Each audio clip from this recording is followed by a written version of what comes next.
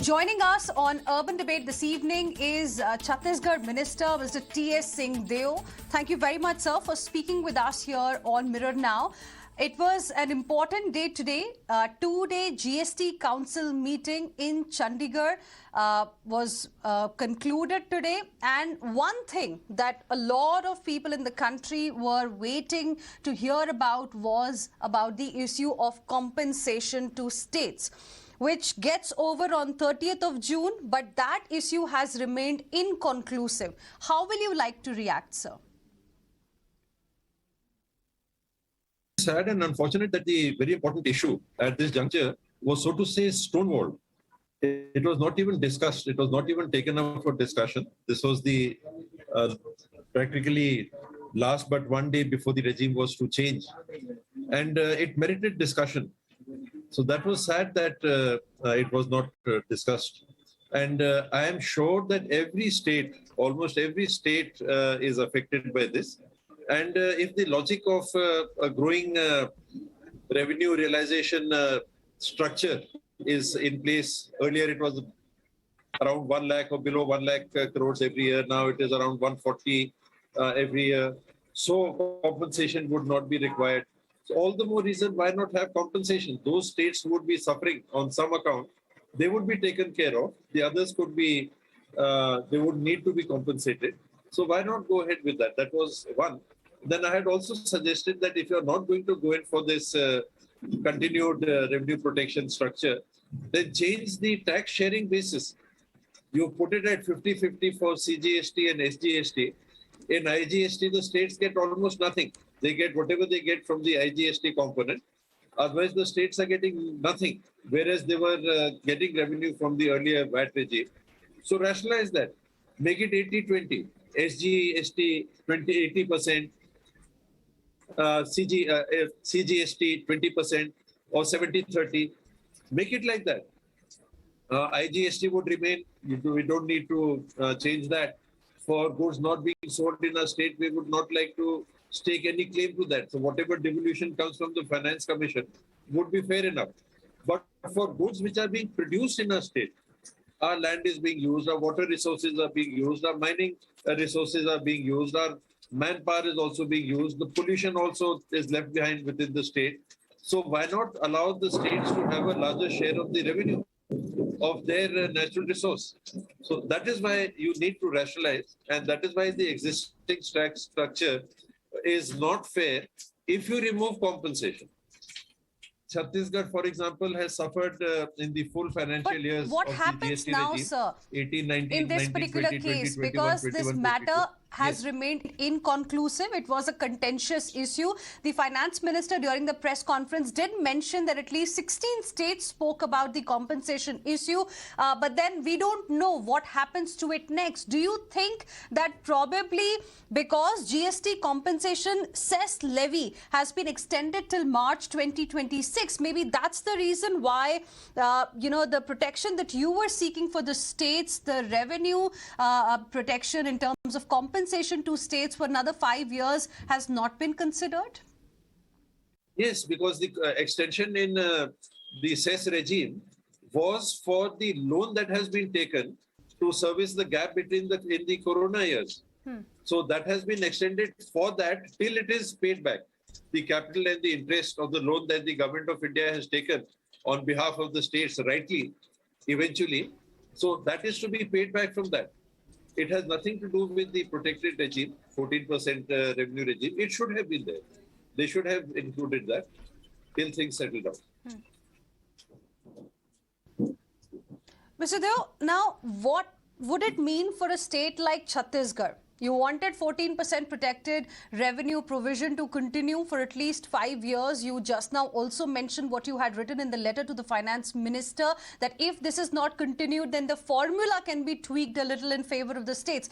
All of that has not happened in the GST Council meeting. So what kind of a scenario are we looking at for a state like Chhattisgarh and for other states?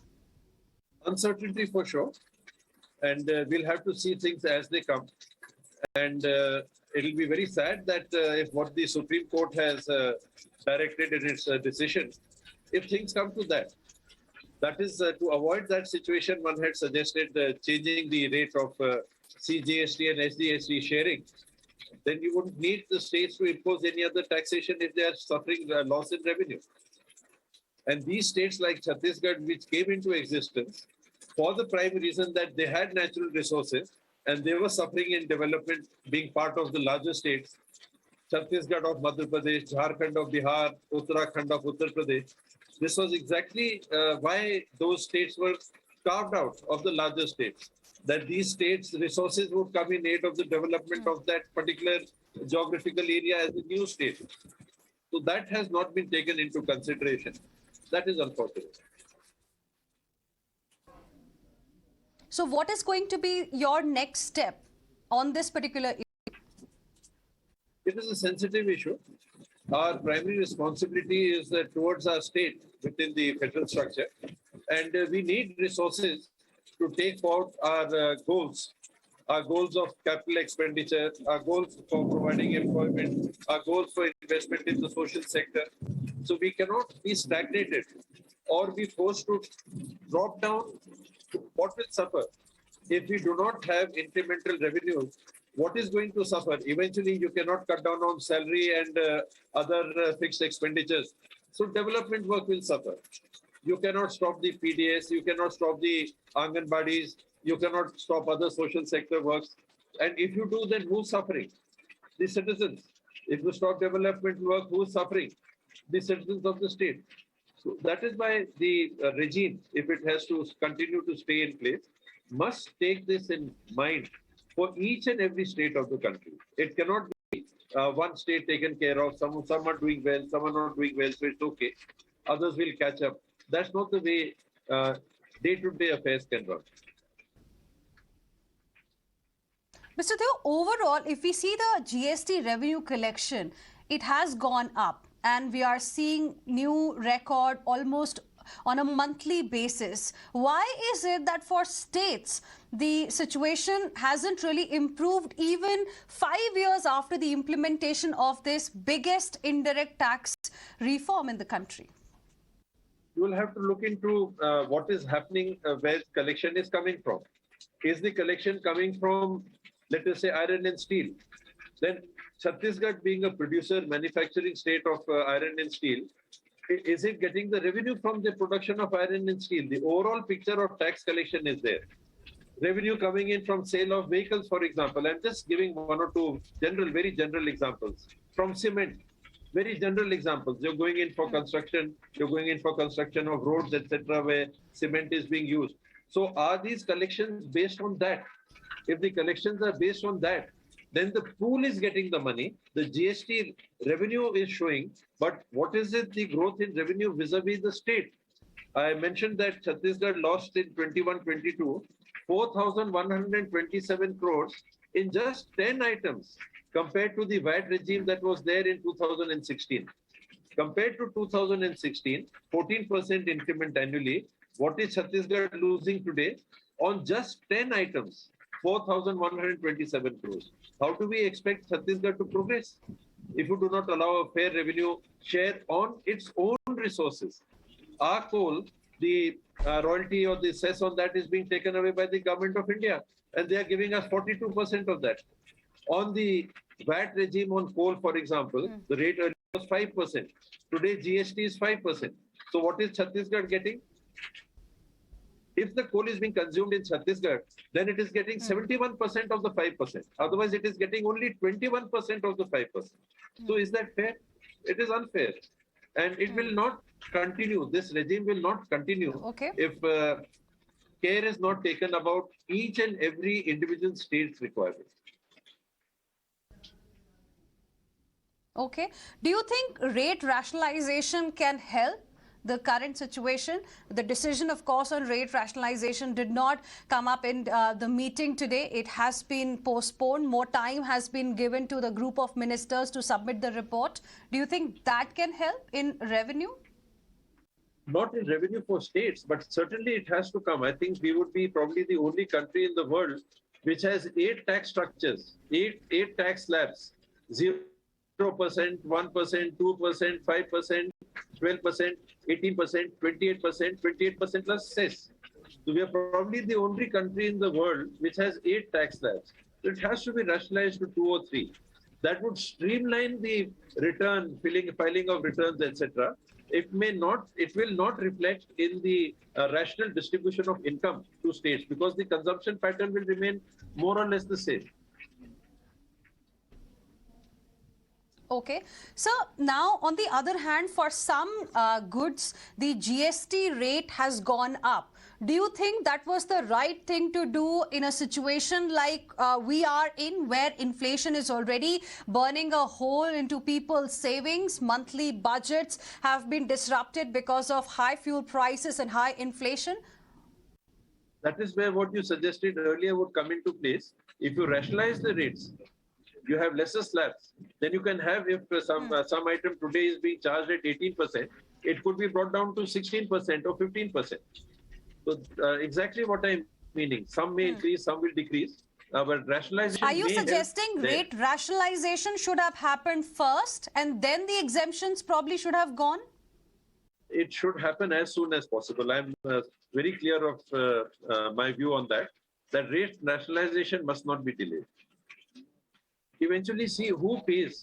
It is the consumer, and like you rightly said. It is not the business person or the manufacturer who pays tax out of his pocket in indirect taxation. It is the consumer. So if you want to bring relief to the consumer, rationalize rates in such a way that the revenue of the states is not impacted negatively, and through more efficient tax collection, we have a better overall win-win situation in tax revenues and consumer relief. Okay. Now, but we have seen for some goods rates have gone up, GST has gone up. Would it mean more pain for the people, for consumers? Consumers will definitely be negatively impacted if they have to pay that much more. If they're paying 12% and now they're paying 18%, they will be paying 6% extra. That is where rate rationalization should have come. It could have been brought down to 12% rather than taken to 18%. If the input credit was the issue because of differential rates at different points of manufacture and sale, then you could have opted for the lower rate for throughout the production and selling and consumption structure. It could have been done either way. We have opted for the higher rate. We could have opted for a lower rate. Okay. So the decision on online gaming, casinos and horse racing, where the recommendation was that 28% GST should be levied on these, has been deferred. What is your opinion on this particular issue, and what would it really mean for the industry? These, let us say, practices are not prevalent in all the states for one. Casinos would be there in some states, mainly probably Goa. Horse racing would be there in some states, 1 or 2 states in the south, Mumbai, maybe Calcutta, maybe Delhi. So all the states do not have this activity. So what is the revenue loss or what is the view of the states concerned? That should be paramount. It won't affect us directly. If it goes under a higher GST regime, it is probably being seen as a sin good. So tax it at a higher rate. You must see the revenue loss that would come about to the states if you take a 28% GST on, let us say, horse racing. And earlier the state had a VAT of, let us say, 20%. Then the state would lose, that particular state would lose 29% of revenue. So that is what I was meaning when I was saying that the view of the states on all these issues must be taken individually. And then a holistic policy. One last question. Okay, one last question before we let you go, Mr. Deo, and that's about another contentious issue of bringing fuel under GST. Are states ready for that to happen? What about bringing ATF under GST? Need of the hour according to the industry, but has never really made it to the agenda of the GST Council meeting. Where are we on that front? Energy, we cannot have a view that favors any one party, whether it is the industry, whether it is the central government, or whether it is the state government. GST itself is not an absolute.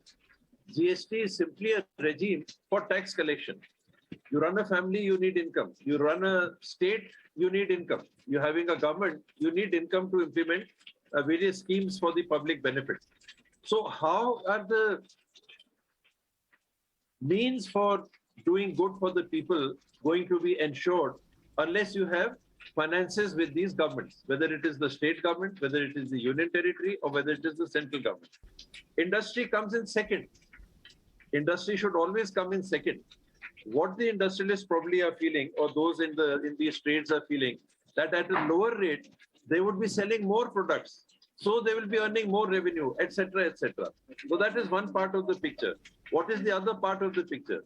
If the revenue is falling for the state, it will be investing less in infrastructure, it will be investing less in the social sector, it will be able to generate lesser of employment. So what is to be seen first? A justifiable rate of taxation. That is what these regimes are about. The goal is not GST. The goal is revenue realization. How best to realize revenue? Can you take 100% of income from everybody? You cannot. There will be a revolution. Mr. Deo, you spoke about industry, you spoke about states. I am asking about the consumers who are also getting impacted because of high VAT on petrol and diesel in different parts of the country. High ATF that is leading to high airfares for us. Do you think exactly what I said? These need to be brought under GST? Not at the expense of state revenue expenditures. See, on petroleum products, you're saying the consumer will benefit.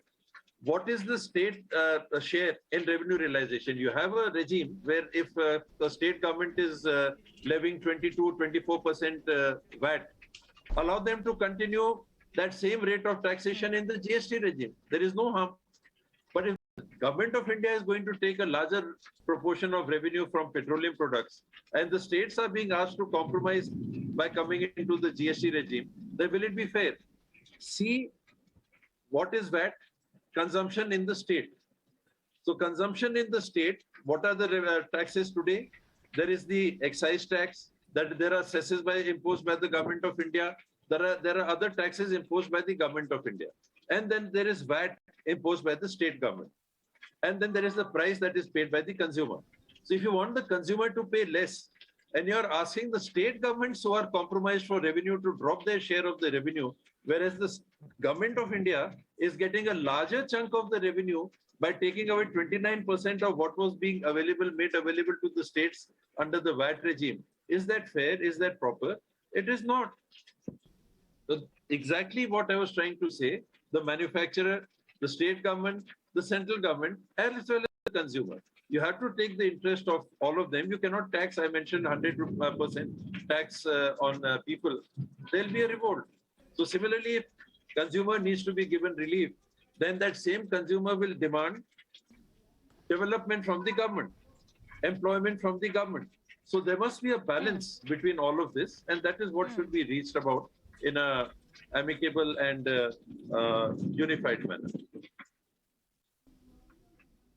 All right, Mr. Deo, thank you very much for joining us here on Urban Debate on Mirror Now this evening and explaining to us what these decisions really mean for people of the country. But one thing you've made very clear, that fuel and ATF under GST is not coming soon. It definitely needs consensus, and probably that's not there